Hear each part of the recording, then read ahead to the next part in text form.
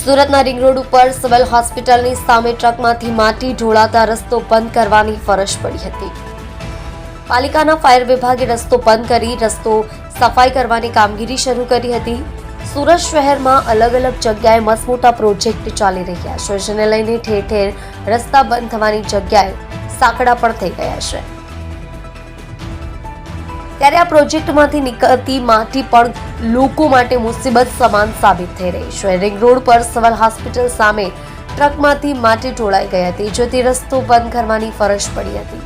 Ring road વિસ્તારમાં overbridge ઉપર ટ્રકમાંથી માટી રોડ ઉપર પથરાઈ ગઈ હતી. સતત વાહનોની ભારે વ્યસ્ત રહેતા સિવિલ હોસ્પિટલ બહારનો રોડ બંધ કરવામાં આવ્યો હતો. વાહન ચાલકોને ભારે હાલાકીનો સામનો કરવાની ફરજ પડી હતી. રસ્તો બંધ કરવા માટે બેરિકેડ, ઘટ્ટા, એક મોપેડ પણ આડું મૂકી દેવાયું હતું. અવારનવાર આ રીતની સમસ્યા સર્જાય છે, કારણ કે શહેરમાં અનેક મોટા પ્રોજેક્ટો ચાલતા હોવાથી સમસ્યા સર્જાય છે. રસ્તા પરથી માટીના ટ્રક પસાર થાય તે વખતે માટી નીચે પડતી હોય છે, જેથી પાલિકાના ફાયર બ્રિગેડને ભારે હાલાકીનો સામનો કરવો પડતો હોય છે. પાણીનો મારો ચલાવી માટી દૂર કરી રસ્તાને ફરી વાહનો માટે ખુલ્લો મુકાતો હોય છે. જુઓ રાજેશ મંગલે સાથે સુરત એક્સપ્રેસ ન્યૂઝ ચેનલ.